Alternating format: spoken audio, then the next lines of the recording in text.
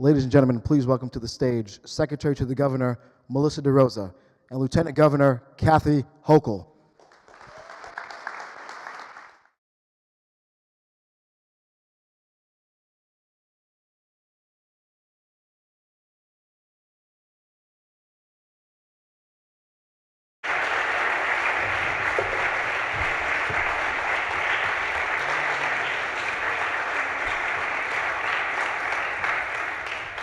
Good morning. Thank you all for being here today. My name is Melissa DeRosa, and as many of you know, I am Secretary to Governor Andrew Cuomo. It is my honor to serve as the chair of the newly founded New York State Council on Women and Girls, which we announce and launch here today. We launched this council at a time in which many women feel that their rights are under attack from an administration that does not value them. This stands in stark contrast to the progress we have made in women's rights over the course of the previous administration and in recent years across our state. One of President Obama's first actions upon taking office was to sign the Lilly Ledbetter Fair Pay Act to ensure equal pay for equal work. This early action speaks to his administration's priorities that we in New York share. In 2009, President Obama went further and created the White House Council on Women and Girls, whose members, the heads of each federal agency, were charged with taking the needs of women and girls into account in the policies they drafted, the programs they created, and the legislation they supported. President Obama appointed Valerie Jarrett and Tina Chen, heads of the council, to lead by example, strength, and experience, and with the sure hands of women who know what they're talking about. They not only talk the talk, they fight the fight and walk the walk. This year, in contrast, the Trump White House has effectively disbanded this important council, calling it redundant. Well, guess what? Women's rights are not redundant.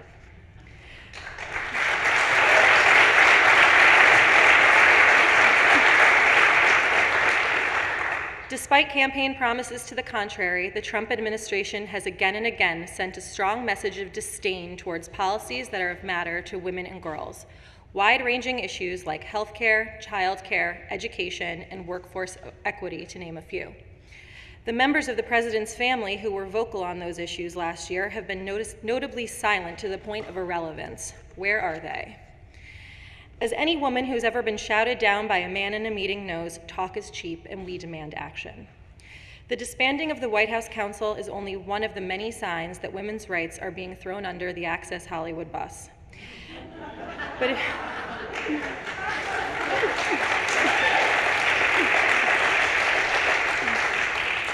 But if you're a woman in the workplace like me, you don't need the sorry state of affairs in Washington to tell you that misogyny is alive and well.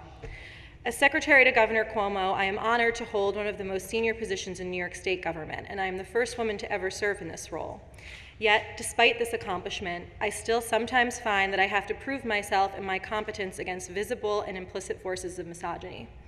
I am 34 years old, and I am proud of the hard work that put me in my current position. I began my political career at 16, interning for the political director of the AFL-CIO. At 19, I interned for then Senator Hillary Clinton's Political Action Committee. I graduated from Cornell University twice. By 25, I managed a congressional campaign, and at 26, I was director of President Obama's Political Action Organization in New York. At 28, I was the Deputy Chief of Staff to the New York State Attorney General.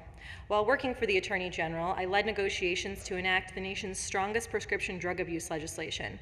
And in my current role at the governor's direction, I spearheaded our administration's campaigns to pass the $15 minimum wage, the nation's strongest paid family leave policy, and the first ever 4-year free public tuition program. Still, it surprised me that when my appointment was announced, for some, my qualifications took a back seat to the men in my life. I was the daughter of, the wife of. Never mind the fact that when I did work with my husband, I was his boss. When I challenged a male state senator in a debate on Twitter, he responded with, quote, "Your father taught you better." We later apologized to each other for letting things get so heated. But when my appointment as top aide to the governor was announced, the New York Times defined me in their print headline as, quote, "daughter of a powerful lobbyist." To them, perhaps these words were a distinction without a difference. But for many women, we all too often find ourselves being labeled on the basis of our gender, not our accomplishments. I have gone toe-to-toe with elected officials, union leaders, reporters, CEOs, and advocates, yet I often find myself fighting to prove over and over again that I deserve the position I hold, a feeling many working women are still all too familiar with, even in 2017. That is why the news coming out of Washington deeply concerns me. The progress we have made on women's rights is being pushed backwards, not forward. Under the Trump administration, we have seen ultra-conservatives in Washington attack our reproductive rights, attempting to defund Planned Parenthood and claiming that maternity care is not an essential health benefit, while the Department of Education considers rolling back Title IX protections for women on college campuses who have been sexually assaulted. These are their priorities. Think about that. Our Council on Women and Girls is fighting back. Our members are the leaders of state agencies who will make sure that every policy enacted and each program created takes into account the experiences of women and girls and tries to further and advance equality in our state. Our steering committee is comprised of leaders outside of state government from academia, advocacy, business, media, and nonprofit space that will inform and direct the Council's work. Many of them are here today, and I thank you for being here. It's an honor to serve beside you. We will focus on education, economic opportunity, workforce equity, leadership, healthcare, childcare, safety, STEM, and the intersectionality of women's experiences. Our work will build on that of Governor Cuomo, who has made protecting and furthering women's rights a keystone of our administration. Not with words, but with actions. The governor has ensured that contraception will continue to be covered by insurance in New York State no matter what happens at the federal level.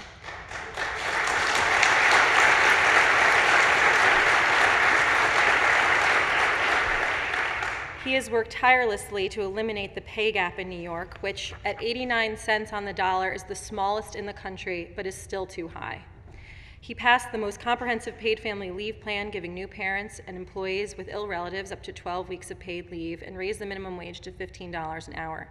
He has issued regulations making sure that all women, no matter their sexual orientation or marital status, can qualify for insurance coverage of infertility treatments, and on and on.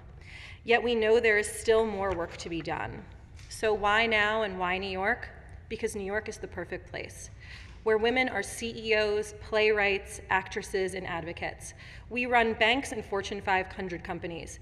We decide what news is published and which topics are topical. And when we feel we're being told to sit down and shut up, we stand taller and speak louder. And as we celebrate the 100th anniversary of women's suffrage in New York, which passed in 1917, 3 years before women gained the right to vote nationwide, we again recognize and covet the leadership role New York must play, and we encourage other states to recognize the responsibility they now have to protect the rights of all American women and girls. So thank you to the members of the Council and to all of you for being here. Together, I know we can make progress moving in the right direction, forward. I'd now like to introduce another fierce advocate for women's rights in New York, Lieutenant Governor Kathy Hochul.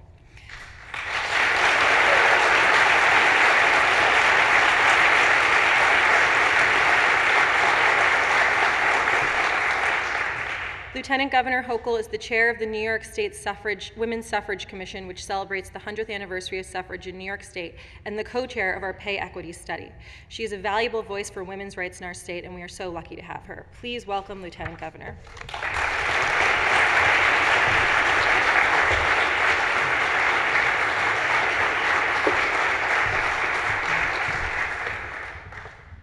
Isn't she awesome? I mean,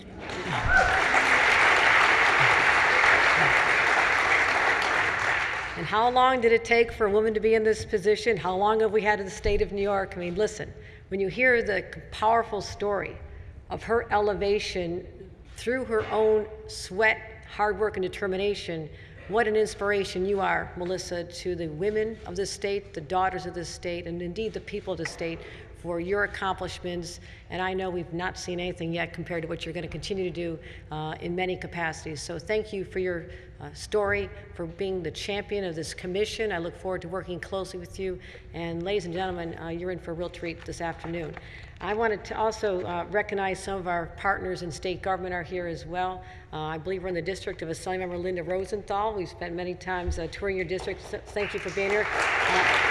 Assemblymember Nili Rosick is here too. Assemblymember Rosick is here. Thank you very much for joining us as well. And any other electeds. I know we're not supposed to miss electeds because electeds don't like to be passed over. I am one. This is such a significant gathering, and I want to tell you why this means so much to me. I too have had a long journey to get where I am. Started a few years before Melissa, but it's very disturbing to me that 100 years after we won the right to vote, that we are still talking about equality for women. Gender equality has to be the cause we champion for the rest of our lives, because, ladies and gentlemen, we are not there yet. We are not there yet. And as much as I'm so proud to be able to work hand in hand with our governor, and what an enlightened man he is. I mean, he must have a lot of female side to him, or a lot of female influences, whether it's his strong mother, Matilda, his sisters, 3 daughters, but he has been championing our causes from the very beginning. But you know what? They shouldn't be our causes. They should not be called women's issues. These are people's issues. These are families' issues. These are economic issues. And my view is, the more time I spend around this state, and I have put myself in arenas that I never thought possible. I have been with leaders and generals of our military. I have been with women in the tech field. I've been with women in media, lawyers, healthcare, teachers. Yesterday I was in Alfred, New York. Who knows where Alfred, New York is? I'm impressed. It's on the border with Pennsylvania, little community represented by Senator Kathy Young. And my purpose in being there, traveling hours to get there, was to talk to STEM teachers about how important the work they're doing is, because I believe in my heart the way we're going to elevate the next generation of women is to give them skills where they can become financially independent and not have to rely on a man's paycheck to get through. That's where I want us to be. That is what compels me to travel great distances. And I can tell you I've seen inspiring episodes and cases where people have just understood this. Just a few days ago, I was at the Lower East Side Girls Club. What an experience that was for the girls in that program. If you have not seen this, you need to go. There are girls there using their hands and their minds and the latest technology. I didn't know what the heck they were doing. They're coding. What are you talking about, coding? But I want this generation to treat that as basic as learning how to read and write, because I want them to have that foundation. And that is part of what this is going to be. We have heard this around the state, that we need to give girls skills so they can take care of themselves and their families. And that is why I'm going to continue, and I'm going to continue focusing on this issue and making sure that programs like when I had the opportunity to sit in a classroom or sit in a theater with the young people from the Brooklyn P-Tech program, watching Hidden Figures. Tell me you've all seen Hidden Figures. Okay, I want to see more hands next time. I'm sitting there with kids in one of the worst zip codes in the city, watching these women from a generation ago who became leaders at NASA through sheer determination. I sat there watching these kids, and they were jumping out of their seats. And I spoke to them after. I said, is this something you want to do someday? And the answer was yes. That is the power of media, the power of film, the power of influences, and I believe that everyone in this room, and particularly our panelists and the members of this commission, all have that power to inspire. And so we look back 100 years ago, the women who were literally arrested in their homes. And if you've not been to Susan B. Anthony's house, you need to stand in the place where the police officers walk in and handcuffed her for having the audacity to cast a vote for office, and she was hauled off to jail. You need to stand there so you never take for granted where we are today in the state of New York. Yes, we've come a long way as because of their determination, their audacity to challenge the status quo and be willing to be ostracized by their families and their societies and literally march in the streets. Does this sound familiar, marching in streets? Yeah, it's a shame we still have to march in the streets, but we do. But let's look back and honor that legacy, but also I put on your shoulders. 100 years from now, when people look back and say, what do they do in 2017? How do we further the cause of women and girls in society? How will you answer that question? Well, you actually won't be around to answer that question 100 years from now. But how will that question be answered? How will that question be answered? That is the weight I feel every single day on behalf of the governor going around this state. And we're not going to rest until we feel that everyone feels part of the economic growth and opportunity that is there for many, but not all. And when women finally earn what they're supposed to earn in the state of New York, when we have parity and 89 cents is pretty darn good. Roberta Reardon and I traveled the state holding hearings on this. We will add $1.3 billion to the New York State economy alone if we were simply paid what we deserve. That is huge. That is huge. And so I challenge all of you to make our cause, our mission, to unite ourselves and others and spread the word that despite what happens in Washington, and there are little bits of bright light. Did you happen to notice there was 2 women who kept our country from having 22 million people thrown off of health care? Did you notice that? 2 minutes.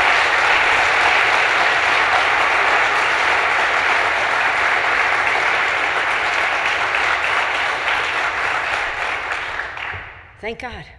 Thank God. That saved us a lot in our state, because that would have been devastating for people in rural communities and our urban areas all across New York. I've heard this. People are afraid of losing their health care.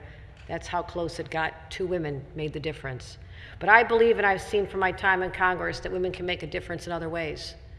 Just how we approach the responsibility of governing. And I'll tell you one story. You saw the tragedy of when the members of Congress were practicing for their baseball game. What happened when a shooter came to the ball field. You may not know this because the women's softball game was not as highlighted as the men's. We didn't get to play at National Field. We played in some rundown playground with a lot of broken glass. But every single morning we got up and practiced our hearts out. But here's the difference between our team and the men's team. The women had a softball team comprised of Democrats and Republicans, House and Senate on the same team. Now, those of you from the media may not like this, but our mortal enemies, our challengers on that ball diamond, were the media. The media, we had to play against people from Politico and Washington Post and CNN. And it felt good when we beat them. I mean, I have to tell you, we won. But we approached it, we developed relationships and friendships and found the ability to collaborate off the ball diamond. The men play Democrats versus Republican. It is like watching gladiators at that baseball game. It is a blood sport. We approach governing and solving problems differently. And that is why, to my dying day, I'm going to do more to encourage women to run for office as well. And one of the reasons I believe that we have an adequate number of women in office, sometimes they hold themselves back. They don't have the confidence because we have this crazy idea that we have to have more experience, be more qualified than anybody else running. Ladies and gentlemen, that is not true. If you've got a pulse and a heart, you can run for office. Just do it. Just do it. So, what I'm looking for, and I'm going to wrap up because I know we've got a lot of great panelists to hear from, we need an entire culture shift, a shift in attitudes on how we approach these challenges, like the governor's initiative to eradicate sexual assault on college campuses. We should make people who commit these crimes as ostracized as people who commit domestic violence. Let's get to that point. And I know we can do more. And I hope the day comes that when women run for office, they don't have interviews like I had when I ran for Congress, when I was interviewed for a magazine. And the first question to me was, what kind of hostess are you? And I'm thinking, hostess? Hostess? I mean, I know hostess cupcakes. I mean, I don't, I said, what do you mean? She goes, well, when you entertain, like, what kind of food do you make? I said, the only thing I make for dinner is reservations. What are you talking about? And they said, so, and the interview for my opponent was, what kind of leader are you? You know what's really sad? The interviewer was a woman. Okay. We got a little work to do, ladies and gentlemen. We have a little work to do, but I'm inspired by the work you're doing here today, and I'm looking forward to participating at every single level because it means the world to a lot of people out there in this state who are looking to us for answers, and I know we're going to be able to give them. Thank you very much.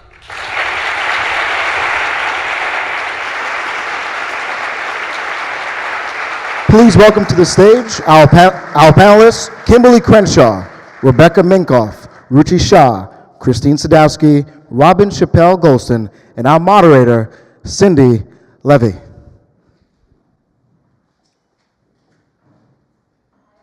And thank you to our speakers. That was incredible. Wasn't that just amazing and motivating? I edit a brand that reaches about 20 million women, and I think I'm going to tell every single one of them what we just heard. If you've got a pulse and a heart, you can run for office. With this panel, we're hoping to use the incredible expertise of the women next to me, who, by the way, as our first speaker said, are women who know what they're talking about. They walk the walk. We want to use their wisdom to get at the question, what is the future of women's rights in New York? In addition to New York's role in achieving the vote for women, we have a special leadership role in this state in women's rights because New York was the site, as you may know, of the first ever women's rights convention in the United States, which took place in Seneca Falls almost 150 years ago. So we want to know what is going to make a difference to modern women, women and girls in the state right now, and how can this council be more than just an assembly of names on letterhead? How can we actually make a real difference, as I know everybody next to me here on the panel wants to do, in the lives of women and girls?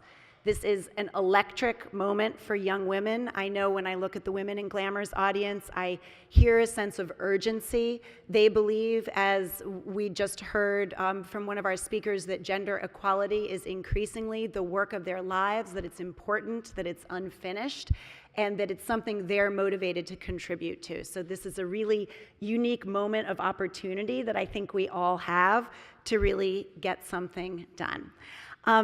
So Kimberly, I want to start with you. The Lieutenant Governor did just say that gender equality has to be the cause that we champion for the rest of our lives. And I think that anybody who's working in any kind of a movement right now has heard the term intersectionality. If I have my facts right, that is a label that you came up with, am I right? So I wonder if you can explain, what does it mean for a movement to be intersectional? And also, how is it not just an academic term? How does it actually get manifested in policy and the work that this council will do? Thank you. Thank you, Cindy, for the question. And I also am very happy that intersectionality is being framed in a context in which it can actually do the work that it was intended to do. I think to answer that question, it might be useful to think about intersectionality as a tool that helps us do a certain kind of work. And the question is, what kind of work it is that we want to do, or to put it another way, what kind of problems can intersectionality help us deal with in the panel, in the work that we're actually going to be able to do. So I want to highlight two challenges of this kind of work. There have been commissions, councils for women at every level, at the national level, at the international level, and one question that's come up repeatedly is it better to have a room of our own, which many times councils are, or is it better for us to have a seat at every table, which is the idea of mainstreaming? And generally, people have kind of thought these things are kind of in some kind of conflict with each other. If we really dig down and deal with our own issues in a room of our own, it means that we're not actually spreading the influence of women and our issues across every other area. So that's one problem. I want to hold that. The second problem is when we talk about a women's issue, what are we talking about? Who defines what is a woman's issue? Is a woman's issue something that we all share in the same way? Are women represented by the women who are most privileged in the group? Or does a women's issue include all of the different ways that women experience a certain set of issues, even though some of us might not experience it at all?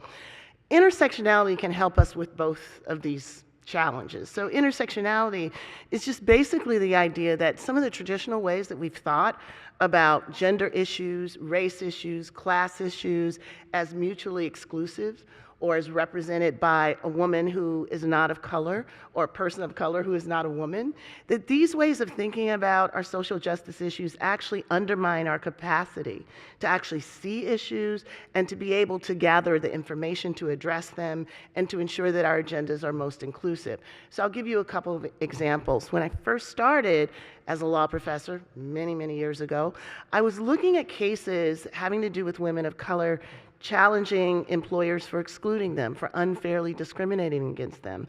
And as was the case, and unfortunately still is the case, sometimes employers segregate their workforces by gender on one hand or by race on the other. In these contexts, women of color, black women in particular, found that the jobs for women weren't for women who were black, and the jobs for blacks were not for blacks who were women. These seem to be clear-cut cases of discrimination, but when they raised these cases, many times courts said, well, you can't prove gender discrimination because actually women are hired. It just so happens that they're often white women. And you can't prove race discrimination because people of color are hired. Just most of the time, those are men. And moreover, to actually be able to address your issues, that would allow you to put two causes of action together. And that would give you a preference, a privilege that no one else gets. Now, that seems kind of crazy to us nowadays, right? Because we understand that if an employer excludes any kind of woman, they're engaging in gender discrimination. If they exclude any person of color, they're engaging in race discrimination. Intersectionality brought these understandings forward, and it helps us to make sure that when we're dealing with an issue like violence against women, which a case happened here in New York where a shelter actually turned a woman away because she didn't speak English. And the idea was that she wouldn't be able to take part of the consciousness raising, developing of the ability to leave an abusive situation because she didn't speak English. That's an intersectional failure. That's a women's-based intervention that didn't anticipate that some of the women that would be served are women who didn't speak English. So part of intersectionality for this is to ensure that the ways that we talk about women are inclusive of all of our diversity, and that includes not just race, not just class, not just immigrant status, gender identity, sexuality, disability. These are the ways in which we're thinking intersectionally. And then the last point, it's great to have diversity in a room of our own, but it's also important for us to go into the other spaces where issues are being talked about and we don't see them as gender issues. So when we talk about police violence, for example, we often don't talk about women. When we talk about disability, we often don't talk about the way that women who have mental disabilities are some of the women that are most likely to be killed, unfortunately, by the police. So we've got to take intersectionality into other spaces where women's issues are not typically seen as part of the problem. So I'm just delighted to have an opportunity to actually be part of this. I was thrilled to see intersectionality as a frame, and I'm looking forward to the great work that this commission is going to do. Awesome, thank you.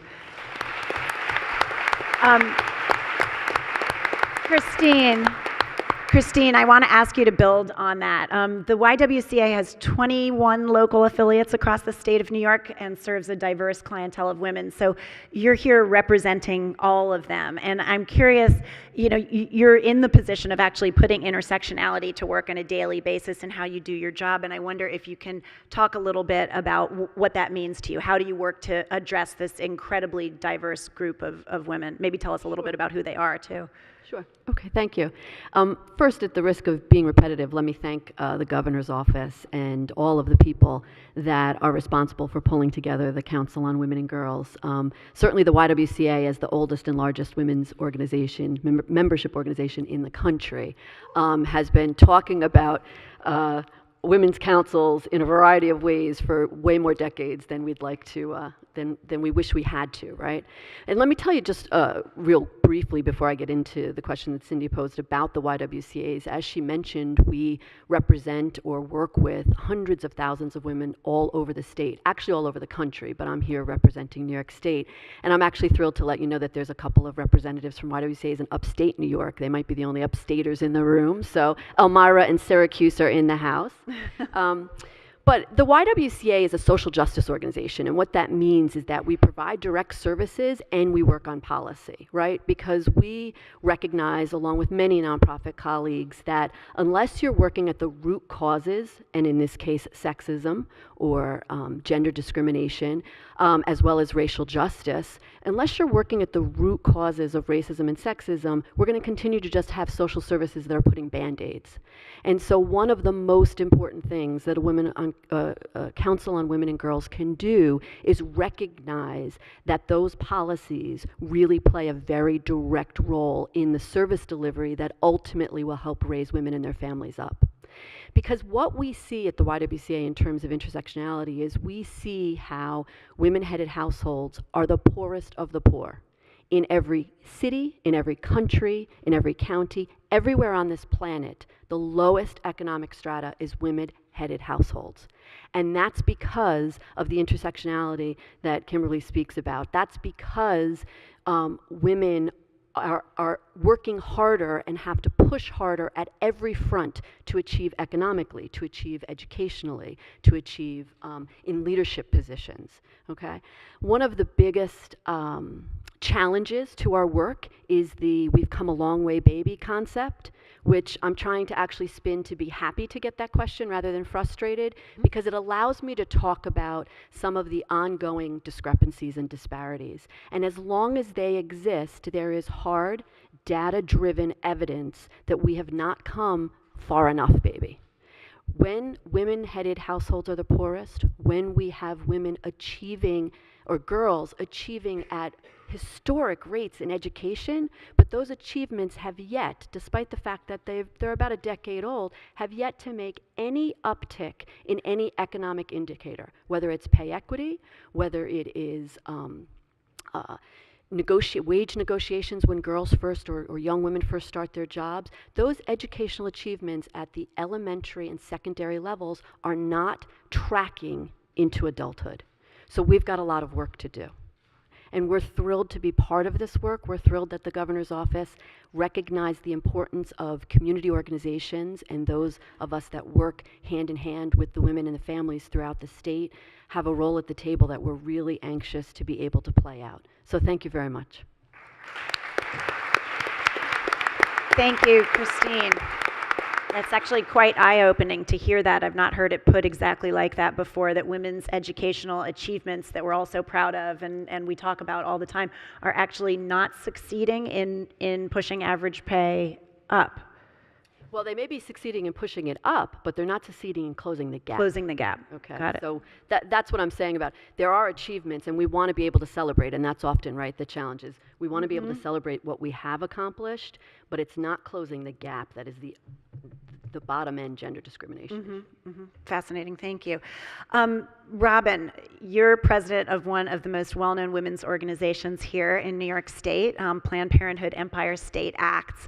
And just as a side note, we at Glamour got a real front row seat to how hard the women and men at Planned Parenthood work. We embedded a reporter, Susan Dominus, at a Planned Parenthood, you may not even know about this, in Hempstead, and she spent some time there. The story comes out tomorrow on glamour.com, just watching the women there do their daily jobs, and you see how hard they work under such intense pressure. It really gave me renewed respect for your organization, so congratulations. My question for you is, I think we know how much pressure Planned Parenthood is under at the national level. We see it in the newspapers. We're watching everything get played out in Congress. But I think many people may assume that reproductive rights here in New York are safe. Are they wrong? Are they right? Where are we, and what can we do? Thank you so much, Cindy. It's kind of in between. We're in the middle there. Obviously we're facing unprecedented attacks on the federal level, just in the ability for women to control their own bodies and determine, their futures, basically. As a state, our main goal is really to shore up those rights, to make sure that everyone has access to reproductive health care that they can afford and have access to. And, we're going to push for that as long as possible in terms of it's unfortunately a very long fight. We're lucky to be in New York State because we do have a governor and many champions in the legislature that are very supportive of our mission and are fighting for us every day. But what we're facing on the federal level, we can't ignore. We have appointments in Health and Human Services on the federal level that believe that birth control pills are bad for you, and they call them the abortion pill. So we're dealing with a constituency that is really not logical at the end of the day, and really fighting for something that is very on the fringe and extreme in a way that is unprecedented and we haven't faced in a very long time. On a New York State level, as a state, we were ahead of the curve in terms of passing decriminalizing abortion early on, even before Roe v. Wade in 1970. But unfortunately, because of that, the law is not the best. It's actually pretty weak and puts us in a vulnerable place if our rights do erode on a federal level. So it is something that we still have to fight for. People don't really realize that. You know, we're lucky to be in New York, and we're probably going to be in better shape than most other states, unfortunately, if they do continue to try to defund us and cut access to health care. But it is something that we continue to have to be aware of in the state. We're going to continue to fight for that. I think where we stand now, unfortunately, abortion still lies in law in the penal code, which is problematic, and it also doesn't have health exceptions for the woman. So, you know, there's things that we have to fight for, there's things that we have to continue to push for. We can't just, you know, take a breath and exhale, because I think we're lucky to have the support of the governor and the legislature in many ways, but at the same time, it's a big battle that's going to continue. And even though the health care bill failed, unfortunately, they're going to continue to try to find ways to undermine, and we have a big target on our back as Planned Parenthood. So they're going to try to find other ways to really undermine us, either through regulation and also from a grant perspective. So the battles continue, and we really appreciate bringing these issues to light and really talking about these, because people think, you know, we're in good shape, and we are, but it's much broader than that, and we have to continue to fight. You know, I think, you know, people have been so activated by this administration, which is kind of the only silver lining at the end of the day. But we have to continue to fight, because they're not getting tired, and we can't get tired either. Thank you. Thank you.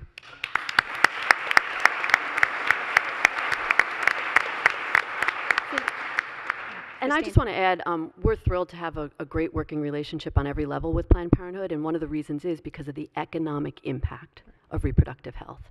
And we don't talk about that piece enough, and the fact that, you know, a woman disproportionately, again, carries an economic burden of pregnancy and obviously parenthood, and we need to make sure that that's a piece of our work going forward. Mm-hmm. It's true. I think people sometimes feel as if reproductive rights exist in another area, but it's no coincidence that widespread access to legal birth control coincided with women being able to move into the workplace decades ago. These things go together. On a totally different topic, turning to the private sector, for those of you who don't know, Rebecca Minkoff is the founder and designer of an absolutely amazing clothing line. Rebecca, I'm interested to know, and she's also a real advocate for girls and women in STEM, a real proponent of women in technology. I'm interested to know how you think companies like yours that focus on female customers can make a difference. And also, since you're so embedded in these issues of women in work, what do you think the big issues facing working women are right now? I think being the founder and co-founder and creative director of my own company, and feeling so lucky that out of the 90 employees we have at our company, about 80 of them are women, and they all have, with the exception of one who's my brother, an executive role within the company. And the issues we face within our company of mostly women are vastly different from the issues I hear about based on my work in speaking to women all over the country with my work in STEM. And there is definitely a glass ceiling when it comes to women outside of, let's say, our fashion industry, where it is predominantly women, where women don't feel like they have a seat at the table, but no one ever taught them how to have a seat at the table, and how to act, and what to say, and how to get what they want. It doesn't happen in high school, doesn't happen in elementary school. There's no course in college that prepares you to go after what you want. And so I think one of the work that I'm excited to do on this committee is figure out how we can activate and stimulate mentorship, so that women know how to ask for more, that they're not scared to ask for more, that they deserve a seat at that table, that they can be part of a woman and a man sitting together and figuring out solutions. And then within our own company, we face an entirely different set of issues. Most of the women are becoming mothers. They want to continue their work, and how do you have that balance? So it's how do we create the most ideal situation for women who want to have a family, who want to have work-life balance. And so we're not perfect, but I try every day as a mother of two, and seeing these new mothers in our company to really make sure that they feel heard, that they feel like they can be a mom as well, that they're not penalized for being mothers, and that they still have a more powerful voice. And they are more well-rounded and they are better for having been a mother. And so bringing those two dynamics to this committee to really showcase how do we give women mentorship, how do we give them advocacy, how do we teach them to say, I'm going to be here and I deserve it. And so that's what I'm excited to help steer. All right. As a side note,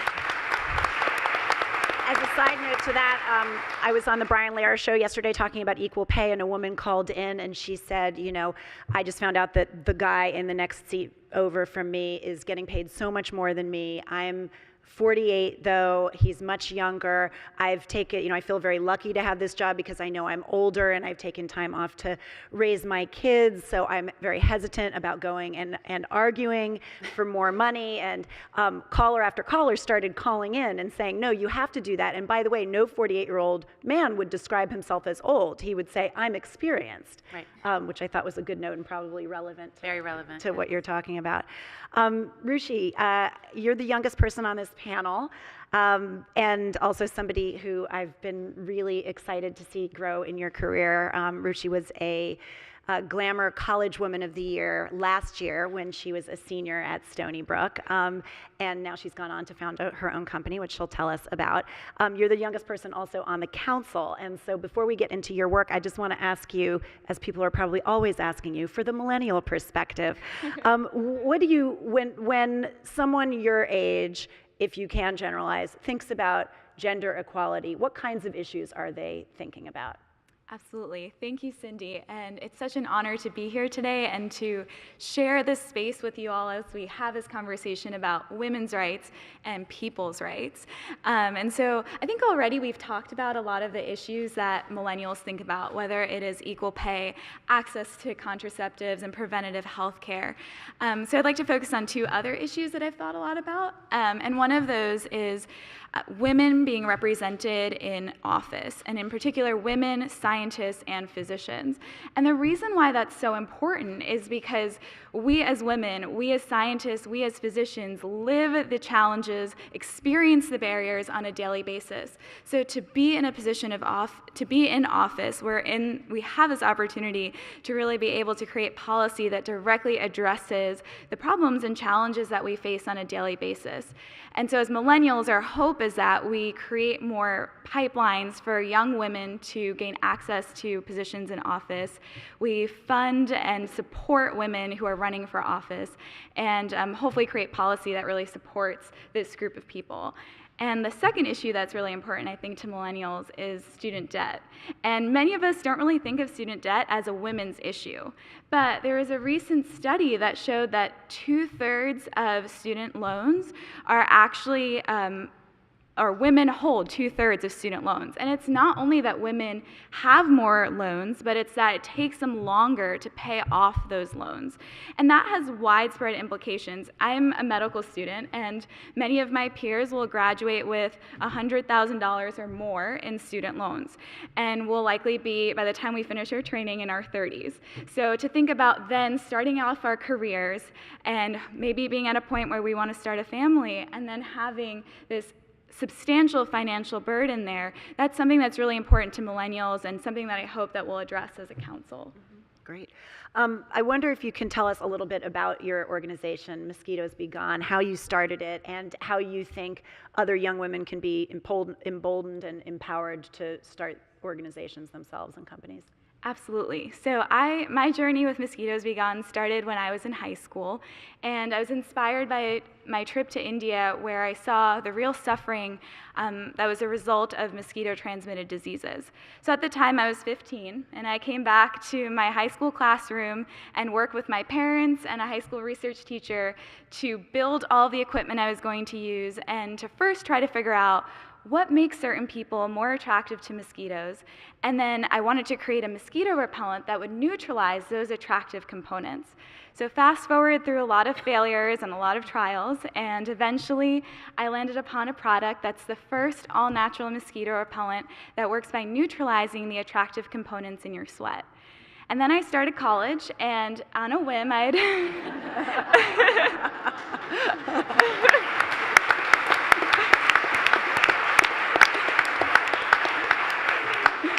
Thank you. And then on a whim, I'd applied for a business plan competition. Coming from a science background, I had no expectations just besides sharing my ideas, and I ended up winning first place and the funding to start my own company. And to be completely honest, I was terrified. I was a scientist. I had no idea how to start a company. But I was very fortunate to have mentors both in the business field and the STEM field who guided me through the process. And I think when you hear my story, or what sticks out to me, is the common thread of mentorship. And I know for sure that I wouldn't be here today without so many important mentors throughout my journey. And now, as a CEO of my own company, I have a mentorship program for college women so that they can gain experience at the intersection of STEM and business fields. They can learn the lingo, they can experience what it's like, and then eventually go off and start their own ventures or work in the space. And I think that's really the way that we engage and bring in more women to entrepreneurship and encourage them to take risks, because mentorship is that safety net when you inevitably fail, and it's that support system that really continues to encourage you and challenge you beyond what you thought possible. Wonderful, thank you, and congratulations. Thank you. And then she started college. Love that. I want to wrap up our panel by asking each one of you, thinking ahead to a year from now. Right now we're here at the beginning, the inception of this really exciting council for women. I want to ask you each, a year from now, what do you hope we've achieved? What is your goal for this council? Robin, let's start with you. Sure, thank you. I think a year from now, definitely in terms of bringing issues to the forefront that maybe have been ignored in the past. I think, people are aware of the kind of the generic women's issues, but I think at the end of the day, I think we can go a lot deeper and really bring awareness to issues that really matter and change lives. Thank you. Great. Christine?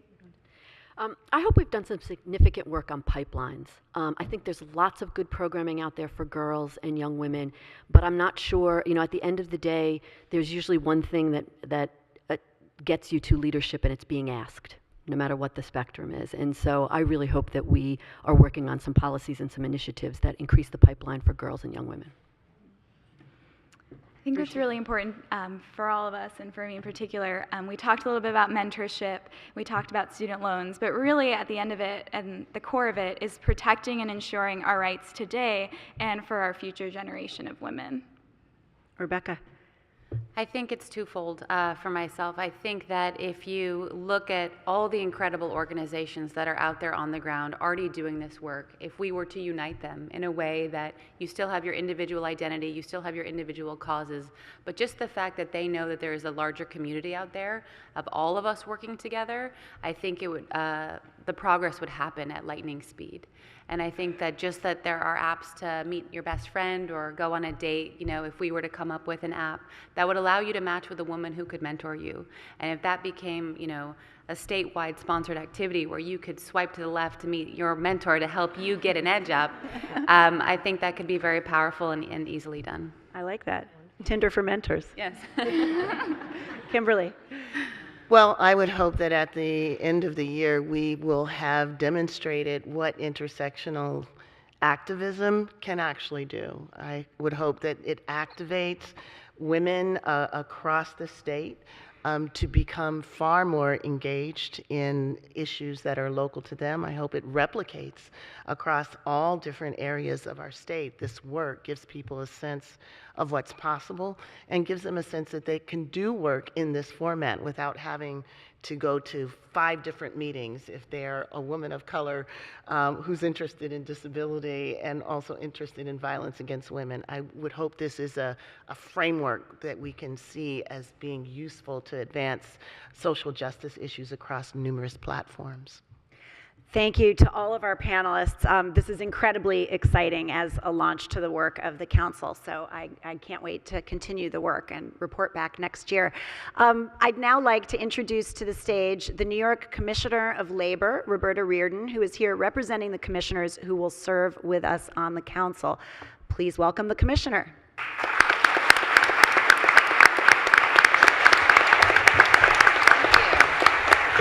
Thank you very much. Thank you for inviting me to speak today. My head is buzzing with your ideas, with your passion, with your vision. It is a very exciting time, and I know that we are in very, very good hands with this steering committee. You're just a wonderful, wonderful group of women to work with. I want to give them another round of applause for everything they've given us.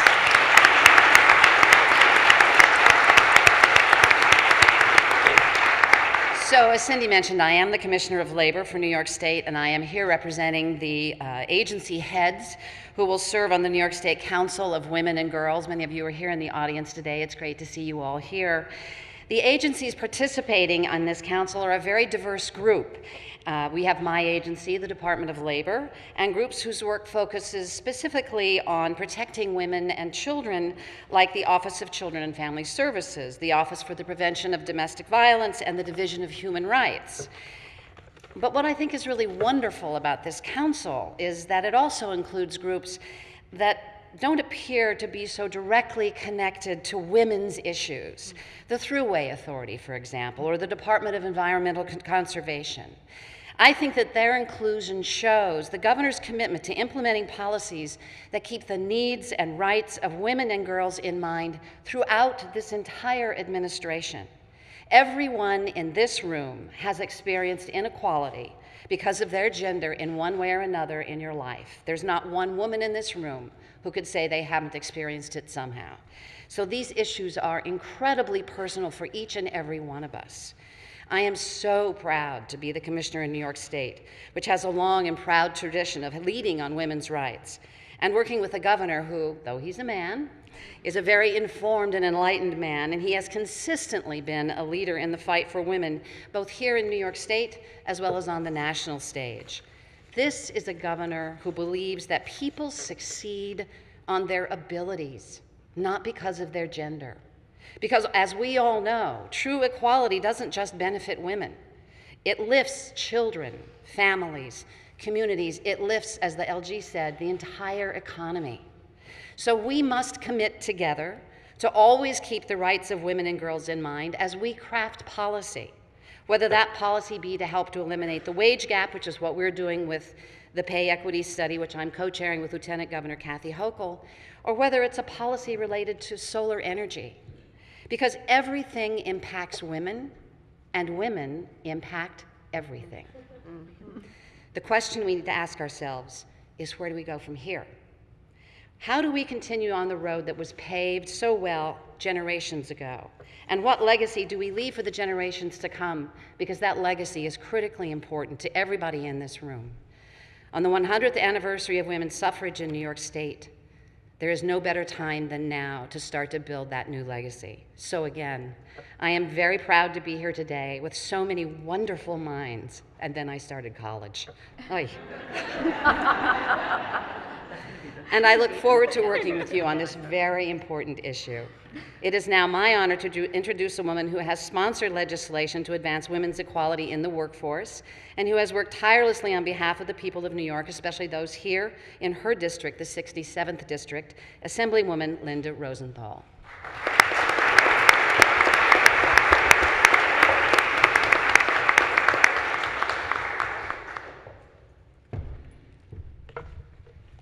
Thank you so much.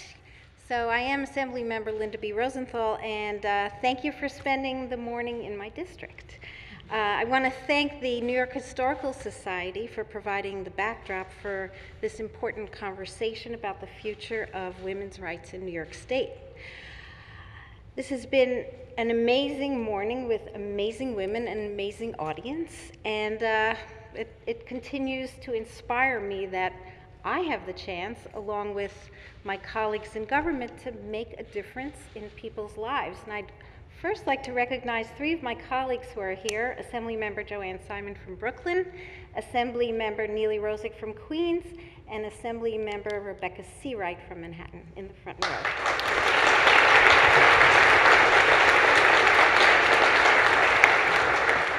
When I started in 2001 as the Assembly member, I had far fewer women colleagues. As a matter of fact, Manhattan had 2 women representatives. Now we have half the delegation at 6.